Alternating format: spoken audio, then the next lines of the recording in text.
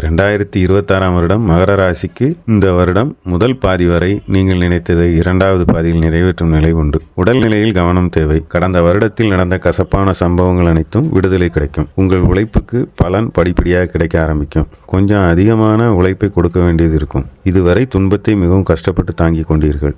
இன்னும் கொஞ்சம்தான். படிப்படியாக நல்ல நிலைக்கு திரும்பும் உங்கள் வாழ்க்கை. பொதுவாக அவரவர் ஜென்ம ஜாதகத்தில் நடக்கும் திசை புத்திகள் அடிப்படையில் தான் பலன்கள் இருக்கும். கோச்சார கிரக நிலைகள் இந்த வருடத்தில் 3 மாதங்களுக்கு மேல் நல்ல சாதகமான நிலைக்கு வருகிறது. உங்களுக்கு படிப்படியாக துன்பங்களிலிருந்து விடுதலை கிடைக்கும். தேவையற்ற வாக்குவாதம் வேண்டவே வேண்டாம். வார்த்தைகளில் கவனமாக இருங்கள். செலவுக்கு வரவு இல்லாமல் கடன், நோய், மன அழுத்தம், எல்லா துன்பங்களும் கடந்த வருடங்களில் வாட்டி வதைத்தது உங்களை.